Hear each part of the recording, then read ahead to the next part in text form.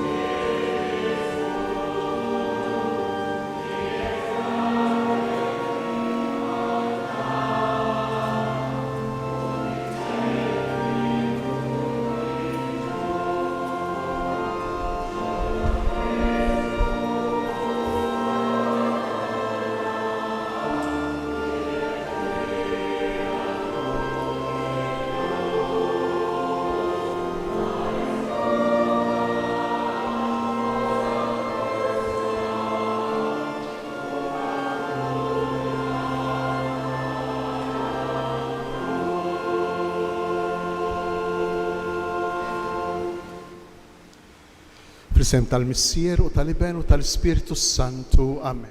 Il-grazzja ta' Sidna Ġesu Kristu, l-imħabba ta' Alla u l-għaqda fl-Ispiritu Santu tkun magħkom ilkoll. U miegħek ukoll. Eċċellenza fis-sem ħut is-saċerdoti li jaqdu din il-komunità parrokjali fis-sem il-Kunsill parrokjali u l-komunità kollha miż-żgħar sal-kbar, nagħtik merħba fil-parroċċja tagħna. Ovvjament dan huwa l-katedral tiegħek u allura aħna mitla tiegħek u inti mitla tagħna. Imma nħossu li dan huwa mument ta' grazzja għall komunità tagħna. Tinilmħu fik lil Kristu ir-raj it-tajjeb illi ġie sabiex jimxi skont ir-ritmu ta' kull naġa.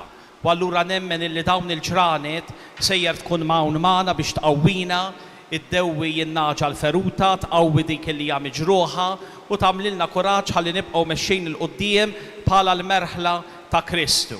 U allura waqt li nilqgħu fostna aħna kuntenti li sejjer tkun hawn twassilna l-kelma tiegħek u nħarsu l-qudiem sabiex f'dawn il-ġranet li ġejjin tiltaqa' mar-realtajiet kollha tal-parroċċja tagħna, miż-żgħar sal-kbar. U allura minn qalbna nagħtuk merħba. Ħuti ejjew narfu ħtijietna biex nitħejjew tajjeb ħalli niċċelebraw kif jixraq il-misteri qaddisa.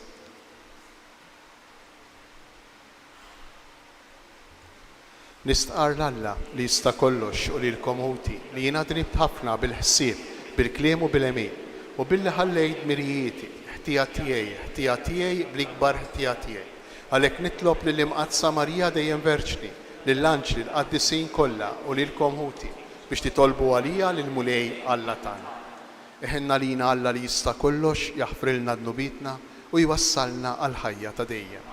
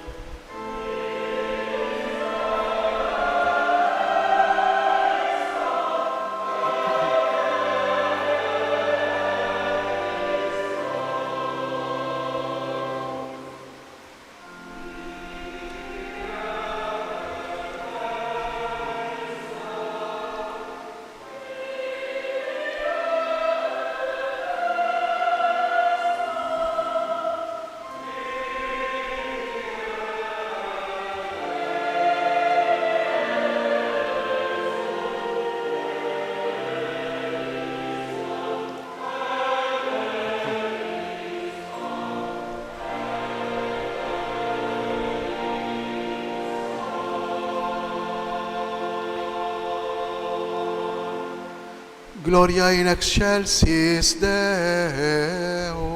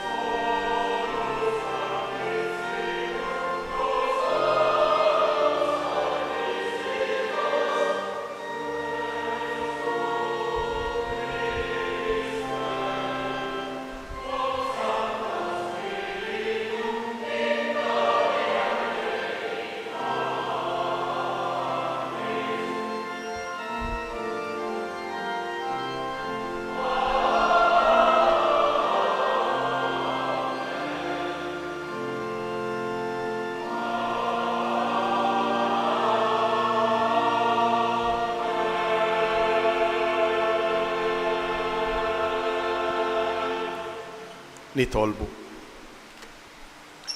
U Alla, inti llum tferraħna bit-tifkira ta' Sant'Ursula bħalma jien tallimna bl-eżempji sbieħ tas-safa u l-qawwa tagħha, għatina wkoll għajnuna tiegħek għal merti kbar tagħha. Bibnek Ġesu Kristu Sidna li hu Alla u miegħek jgħix u jsaltan flimkien mal-Ispirtu Santu għal dejjem ta' dejjem. Amen.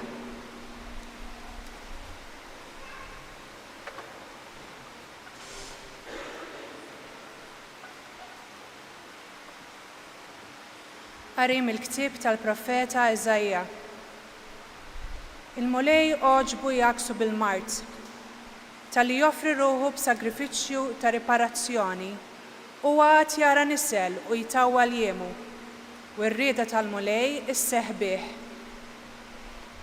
Wara d-batija tiegħu għat jara d-dawl, jiġba bit-tarif tiegħu. Il-ġust jiġġustifika l-qaddej tiegħu quddiem il-kotra, u l-ħażen tagħhom jitabba bih hu. Il-kelma tal-mulej. Ngħidu flimkien, ħatkun mulej it-tiba tiegħek fuqna kif fik hi t-tama tagħna. It-tiba tiegħek fuqna kif fik hi t-tama tagħna. Sewwa hi l-kelma tal-mulej, kollox bil-fedeltà huwa għamel u jħobb id-dritt u s-sewwa. Bit-tiba tal-mulej mimlija l-art, ngħidu, ħatkun mulej it-tiba tiegħek fuqna kif fik hi t-tama tagħna.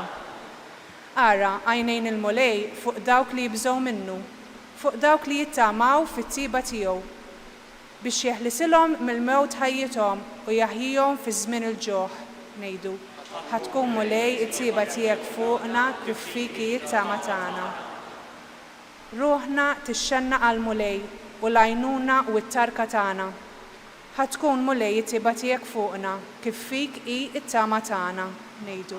Ħatkun mulej it-tiba tiegħek fuqna kif fik hi t-tama tagħna.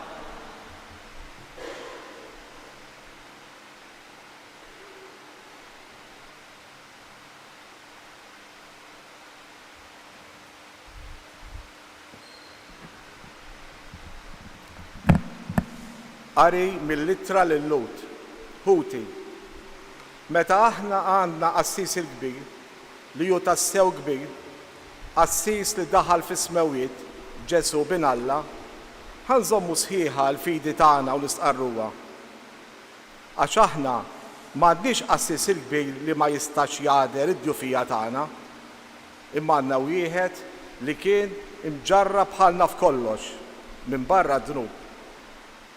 Ħanersqu mela qalbna qawwija lejn it-tron tal-grazzja biex naqalgħu ħniena u nsibu f'waqta il-grazzja li neħtieġu. Il-kelma tal-mulej. Kjoġobkom u wieqfa.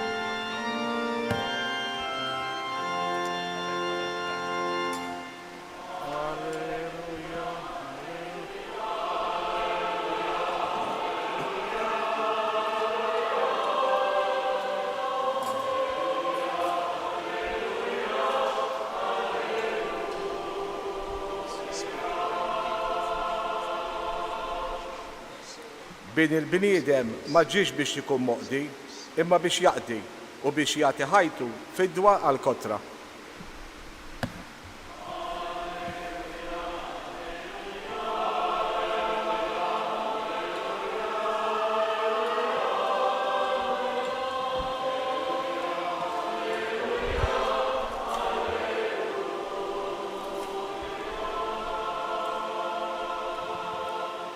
Il-mulej ma'kom.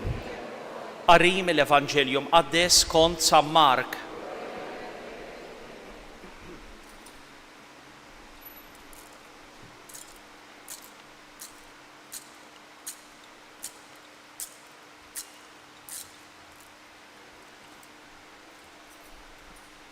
F'dak iż-żmien ġakbu Ġwanni u liet Zebedew resqu lejhu qalulu, Mgħallem, dak li ser nitolbuk irriduk tagħtihulna. Xi triduni nagħmlilkom staqsihom? U huma weġbuh, ħallina noqogħdu wieħed fuq l-lemin tiegħek u li jħorfu x-xelluk fil-glorja tiegħek. Imma Ġesu qalilhom, ma tafux x'intom titolbu. għandkom ħila tixorbu l-kalċi li se nixrob jien u titgħamdu bil-magħmudija li bija se nitgħammet jien? Għandna qalulu.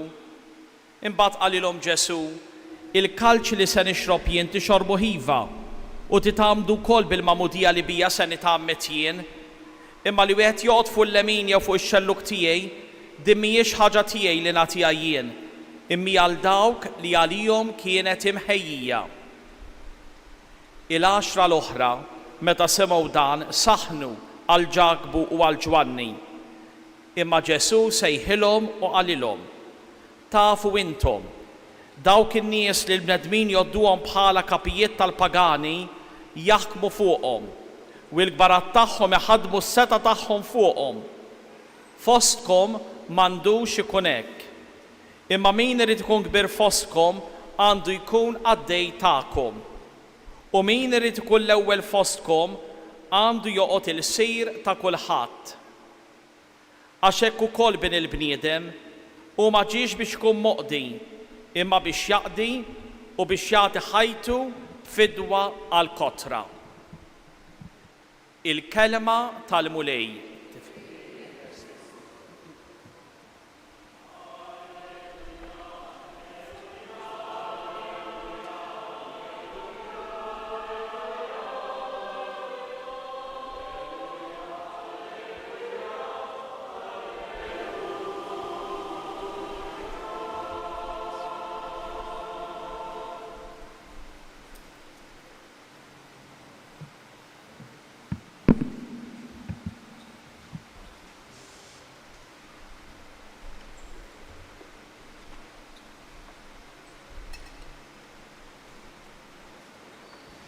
Naħseb l-isbaħ xena mill-ħajja tagħna ta' kuljum li tista' tikkonkretizza, tista' tgħinna nifhmu l-Vanġelu llum hija x-xena tal-om u t-tarbija tagħha.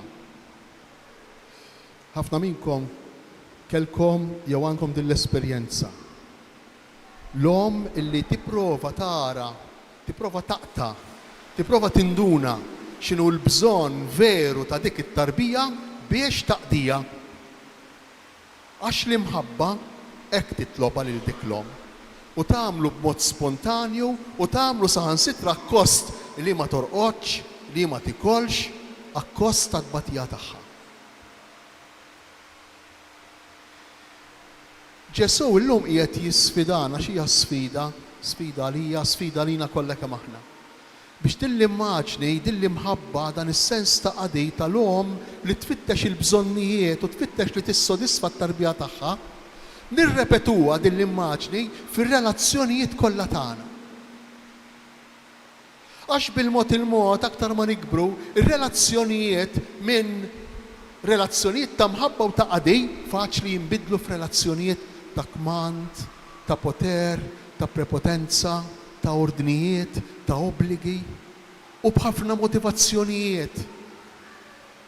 Ippruvaw irriflettu ftit fil-familja tagħna kemm ikun hemm dik li ngħidula l-ġlieda tal-poter.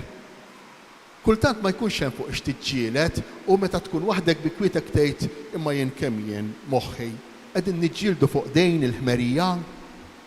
Għaliex għax il-ġlieda tkun fuq ta' min se tgħaddej. Konflitt ta' poter, ta' min se tgħaddi.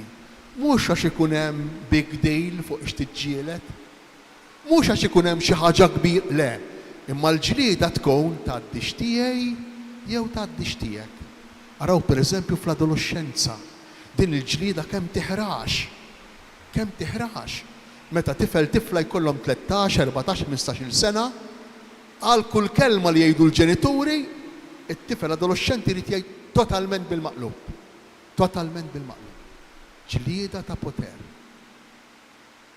U Ġesu llum fil-Vanġelu jistedinna lilna l-koll biex inħallu fil-ġemp dak li hu ħafna uman li niġġieldu għal poter, li niġġieldu li tgħaddi tagħna u nassumu nieħdu fuqna dak li hu iktar veru, dak li hu iktar oriġinali, dak li hu iktar divin, dak li hu iktar ta' Ġesu.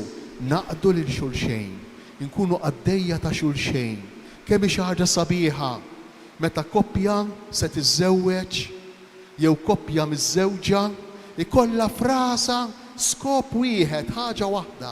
Jien li naqdi lilek, int li taqdi lili, kemm hi xi ħaġa sabiħa. Imma jien nista' naqdejk biex inħossni sew jien. Nista' nagħtik dak li trid int biex talaq ħalqek u ma tibqax tgħajjad. Nista' naqdejk biex int tarani sabiħ. Nista' naqdejk biex nigwadanja xi ħaġa jien. Il-qadi li fuq qiegħed ikellimna Ġesu u bħal qadi ta' dik l-om lit-tarbija tagħha. L-om lil dik it-tarbija anki jekk taf li trid tagħtiha l-mediċina u t-tarbija ma toġobiex il-mediċina tagħtijiela lit-tarbija. Għaliex? Għax l-om tfittex il-ġejt tat-tarbija. Allura l-qadi veru xi fisser? Il-qadi veru jfisser li jien nfittex l-ikbar ġejt tal-persuni l-oħra. Li jien naħsillek wiċċek biex tkun aħjar minni kemm diffiċli. Illi jien nixtieqlek kull ġejt kemm xi ħaġa diffiċli. Kif xtaqilna Ġesu, tant xtaqilna dan il-ġejt li saħansitra miet biex jurina kemm kbira l-imħabba tiegħu għalina. M'hemmx imħabba ikbar minn din, m'hemmx qadi ikbar minn dan, mhux biss li Ġesu jinżel quddiem id-dixxiepli u jaħslilhom riġlejhom u li kien li mgħallem u l-mulej, le. Imma saħansitra jmut għad-dixxiepli, imut għalina kif dik l-om lesta li tmut għat-tarbija tagħha. Lesta li twarrab l-egoiżmu tagħha biex tfittex il-ġid veru tal-persuna li tħobb. U allura fir-relazzjonijiet ta' bejnietna, jekk aħna rridu nkunu verament għaddejja kif jixtieq Ġesu, irridu nfittxu ħaġa waħda. Ħaġa sabiħa li tagħmilna liberi, li tagħtina ħafna paċi, ħafna ferħ, akkost ta' tbatija. Akkost kif qal Ġesu lil Ġakbu u l-Ġwanni li nixorbu l-kalċi, akkost li nitamdu. Hekk għal trid titammed bil-mamudija li bija se nitammet jien, tixrob il-kalċi li se nixrob jien. Jiġifieri tagħmel ir-rida t'Alla. Titammet ifisser tereq, ifisser kważi twarrab lilek innifsek, tmut. Kif nagħmluh dan biex inkunu għaddejja awtentiċi? Jien dan nagħmlu, jien Don Anton, jien l-Isqof, intom kull wieħed u kull waħda minnkom is-saċerdoti, l-arċipriet, l-abbatini, kollha kemm aħna dan nagħmluh jekk fir-relazzjonijiet tagħna inkunu nixtiequ, jien inkun nixtieq li fejk jikber Ġesu. Int irraġuna bħal Ġesu. Int issejr kull ma jmur tixbaħ lil Ġesu. Dan hu l-ikbar l-ogħla qadi u servizz li jien nista' nagħmel, li persuna tista' tagħmel lill-oħra. Ifisser li jien irridek fid-dinjità ta' iben ta' Alla. Irridek importanti, irridek kbir, bħalli kieku qudiemi hemm Ġesu. Kemm hi xi ħaġa sabiħa meta nippruvaw inwettqu dan. Ma jiġinix spontanju, għax spontanju x'jiġini issa mmur id-dar u spontanju jiġini li tgħaddi tiegħi, aw kif ngħid jien, aw nikmanda jien, kemm il-darba toħroġ minn il-sinna, aw għandi raġun jien, mhux kif tgħid int. Il-parroċċa l-iskop tagħha mhux xajr li tkun din il-qaddejja u edukatriċi tal-qadi fil-komunità, fil-raħal, fil-belt. Dan hu x-xogħol tal-parroċċa li tkun laboratorju ta' qadi. L-arċipriet, is-saċerdoti jaqdu lill-lajċi, il-lajċi jaqdu lis-saċerdoti u lil xulxejn. Wieħed jaqdi lill-ieħor u dejjem ifittex il-ġejt veru tal-ieħor jekk jista' jkun mingħajr ma nfittxu l-interessi personali, xi ħaġa diffiċli għax jidħol id-dnub oriġinali. U dan hu li għamlet Sant'Ursula li qegħdin infakru llum niċċelebraw illum. Kienet tant tħobb lil Ġesu u lil bnedmin illi telqet minn pajjiżha ħafna snin ilu fl-ewwel sekli tal-Knisja, telqet minn pajjiżha biex tħabbar ix-xandar lil Ġesu għax kienet temmen li l-bniedem li jkun jaf lil Ġesu ikun iktar bniedem, isir iktar bniedem, ikun iktar kuntent fil-ħajja tiegħu. U tant kienet lesta li tagħmel dan li saħan sitra ġarbet il-martirju flimkien ma' ħafna oħrajn.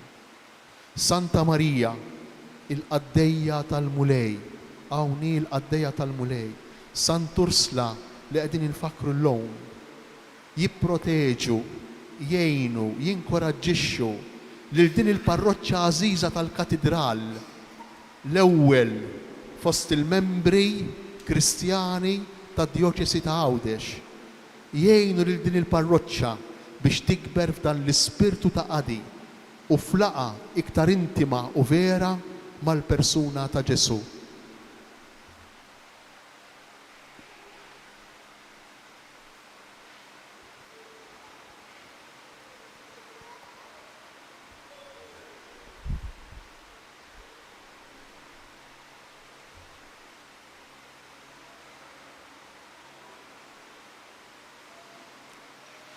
Inqumu bil-wieqfa u flimkien nistqarru l-fidi tagħna. Jiena nemmen f'Alla wieħed, il-Missier li jista' kollox li ħalaq is-sema u l-art, dak kollu li jidher u dak li ma jidirx, u f'mulej wieħed Ġesu Kristu, iben waħdini ta' Alla, imnissel mill-Missier qabel kull żmien, Alla minn Alla, dawl minn dawl, Alla veru minn Alla veru, imnissel mhux magħmul, natura waħda mal-Missier u bih sar kollox, niżel mismewiet għalina l-bnedmin u għal-fidwa tagħna u ħal-ġisem bis-seta tal-Ispirtu Santu minn Marja Verġni u sar bniedem. Salbuh għalina, bata taħt Ponzu Pilatu, mietu difnuh. Fit-tielet jum qam mill-imwiet skont il-kotba mqazza u tela s-sema, qiegħed fuq il-lemin tal-Missier u għandu jerġa' jiġi bil-glorja biex jagħmel ħaq mill-ħajjin u mill-mejtin. Is-saltna tiegħu ma jkollix tmiem.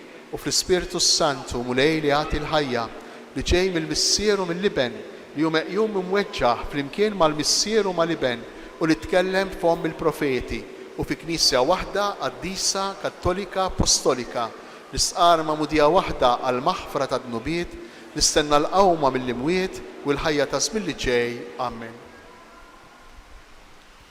Ħuti eżies nitolbu lill-Missier biex aħna narfu l-imħabba kbira tiegħu għalina meta tagħna lill-ibnu b'sakrifiċċju għal fidwa tagħna.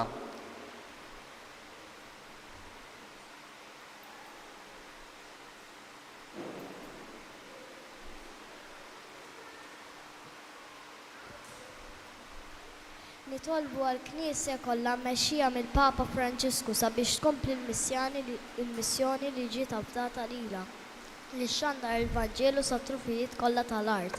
Nitolbu. Ismana nitolbuk mulej. Nitolbu għall-isqof tagħna Anton li llum qiegħed jibda l-vista pastorali tiegħu fil-parroċċa tagħna sabiex bil-kelma tiegħu li mliena bil-kuraġġ ħalli nkomplu ngħinu lil xulxin u ngħixu l-ħajja nisranija.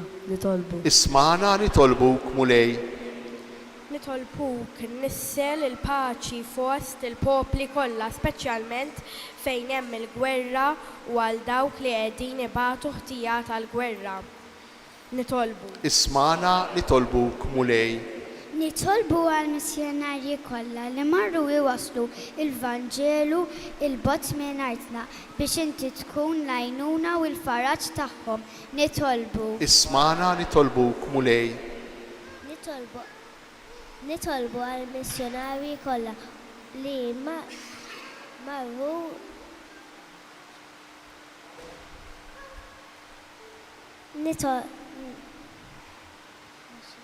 għatina l-ferħ li nħossu f'ħajja il-ħnina tiegħek bħala missier u ngħixu il-ħajja ġdida li ġabilna Kristu ibnek. Nitolbu. Ismana nitolbuk mulej. Nitolbu għall-Katetikisti kollha tal-parroċċja tagħna biex fuq l-eżempju ta' Sant'Ursula u sħabna jwettqu missjoni tagħna Federstown lejn il-Vanġelu. Nitolbu. Ismana nitolbuk mulej. Nitolbu għal-mejtin kollha sabiex il-mulej jagħtihom il-ħajja ta' dejjem fis-sena. Nitolbu. Ismana nitolbuk mulej. U Alla tal-paċi u tal-maħfra fi Kristu l-Qassis il-Kbir inti urejtna l-qawwa tal-fidwa fis-sagrifiċċju tas-salib.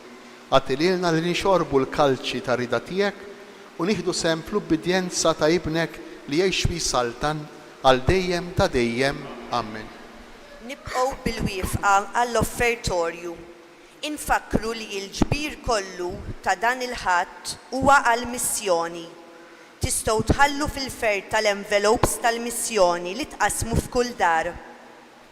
Mal-offerti tal-ħobs u l-imbit nofru wkoll il-ħajja tagħna sabiex nitalmu natuha kollha kemm hi lill-aħwa fuq l-eżempju ta' Ġesu innifsu.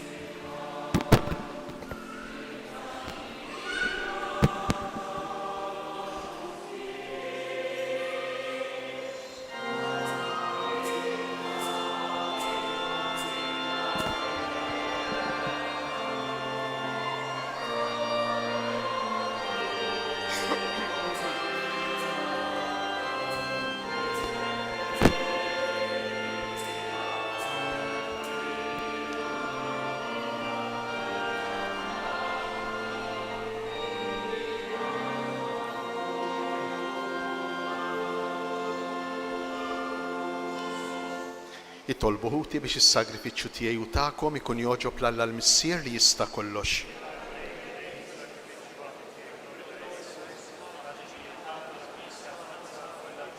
Bil-ferħ kollu mulej illum qed nofrulek dan is-sagrifiċċju biex waqt li nġeddu t-tifkira tar-rebħa qaddisa ta' Sant'Ursula inxandru wkoll l-emejja l-kbar tiegħek fija u ngawdu l-ġejt tat-talb tagħha għalina bi Kristu Sidna.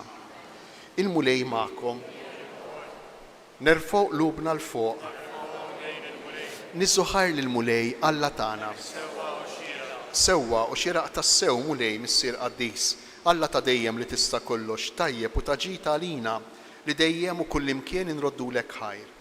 Għax Sant'Ursula ħadet il-martirju għall-istqarrija ta' ismek biex bħal Kristu b'demma tagħti xhieda tal-emejjel tiegħek tal-għaġeb meta turi l-qawwa tiegħek fl-aqwa tagħha sewwa sew fejn hemm id-dajjef u ssaħħaħ lil min nieqes mill-ħila biex ikun jista' jixhed għalik bi Kristu Sidna.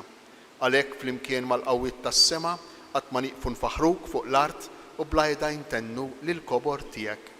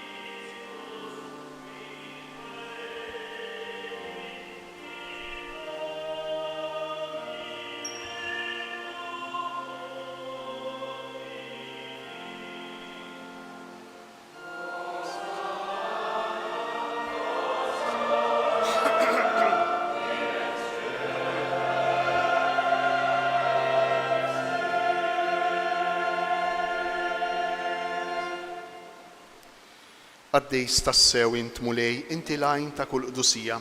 Għaddes għalhekk nitolbuk dawn l-offerti bil-barka tal-Ispirtu tiegħek biex isiru għalina l-ġisem u d-dem ta' Sidna Ġesu Kristu, li meta kien sejjinata biex minn rajħi bati ħal-ħobs ratti l-ħajr qasam tal-id-dixxipli tiegħu u qal: ħudu u kulu il-koll minn dan, għax dan huwa ġismi li jingħata għalikom.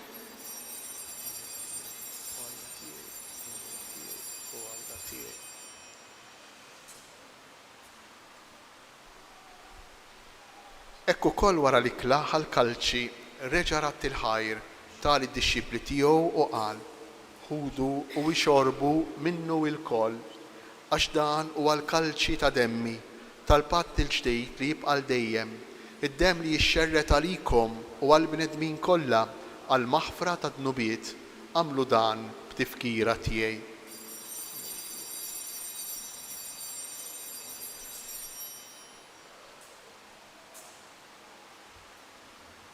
Dan hu il-misteru tal-fidi.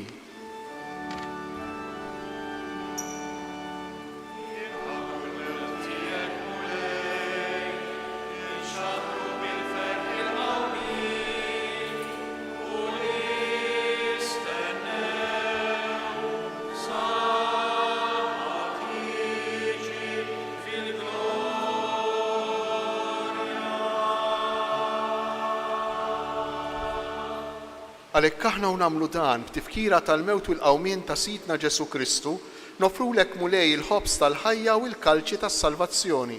U nroddulek ħajra x'oġbok tilqana hawn quddiemek biex naqduk. U miċ-ċokon tagħna nitolbu li l-Ispirtu Santu jaqgħadna f'ġisem wieħed, lilna li nieħdu semm il-ġisem u d-demm ta' Kristu.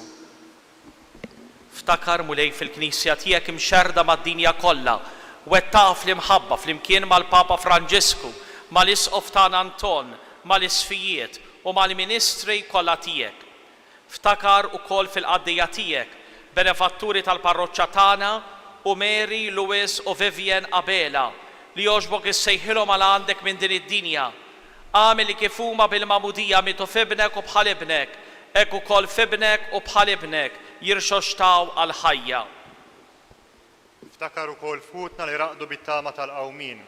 Ftakar fil-mejtin kollha, daħħalhom quddiemek fid-dawl tas-sebħ tiegħek. Ħenna lina il-koll nitolbuk. Għati lilna wkoll il-wirt tal-ħajja ta' dejjem flimkien mal-Verġni Mqazzom Malla Marija, mar-raġel tagħha San Ġusepp, mal-Apostli Sant Ursula u l-qaddisin kollha li jgħixu fil-ħbiberija tiegħek sa mill-bidu tad-dinja. Għamel li magħhom infaħruk u nsebħuk b'Ġesu Kristu ibnek. Bi Kristu ma' Kristu fi Kristu jingħata lilek Alla missier li tista' kollox flimkien mal-Ispirtu Santu kull ġieħu glorja għal dejjem ta' dejjem. Amen. Ejjew nitolbu kif għallimna u ridna nagħmlu liben ta' Alla għas-salvazzjoni tagħna. Missierna li inti fis-smewiet, jitqaddes ismek, tiġi saltnatek, ikun li trid int kif fis-sema hekk da fl-art. Ħobsna ta' kuljum atina llum, aħfrilna dnubietna bħalma naħfru lil min hu ħati għalina, iddaħħalniex fit-tiġrib, isteħlisna mid-deni. Eħlisna nitolbuk mulej minn kull deni, għatina fit-tieba u l-ħnina tiegħek il-paċi fi żmienna biex inkunu ħilsa dejjem midnuk u imħarsa minn kull inkwiet, aħna u nistennew u nittamaw lejna u l-miġja tas-Salvatur tagħna Ġesu Kristu. Mulej Ġesu Kristu, li qed lill-apostli tiegħek inħallilkom isliem nagħtikom isliem tiegħi. Tħarix lejn dnubietna, iżda ħares lejn il-fidi tal-Knisja tiegħek. Għatija sliem u l-għaqda li jien trid fija, int li tgħix fis-Saltan għal dejjem ta' dejjem. Il-paċi tal-mulej tkun dejjem magħkom. Għatu l-paċi lil xulxejn.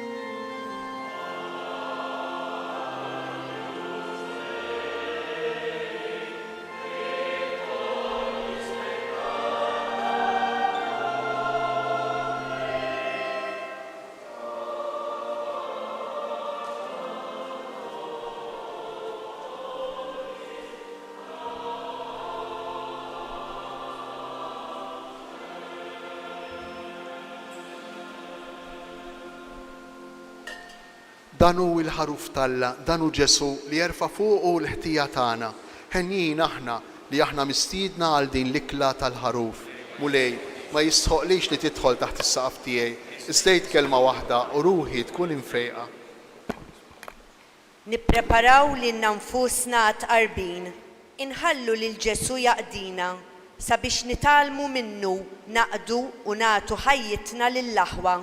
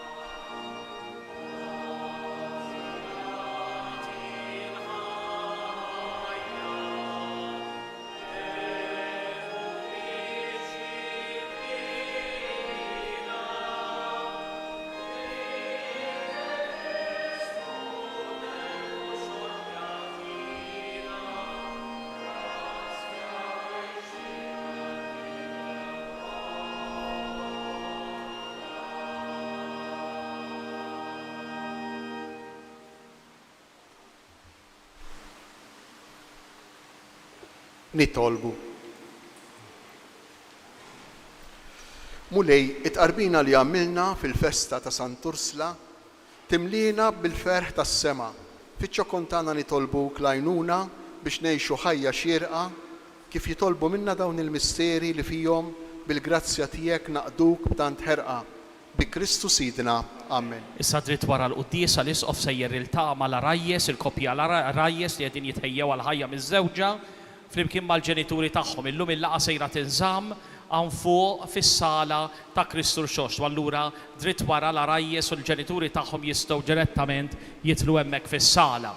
Inkomplu din il-ġimgħa tal-vjista pastorali nsegwu l-programm nhar il-ġimgħa sejjer ikun hemm ħin fejn min jixtieq ikellem personalment lill-isqof jista' jagħmel dan. U allura dawk li huma interessati nitlobhom sabiex jibbukkjaw iċemplu u jinformaw l-uffiċċju parrokjali.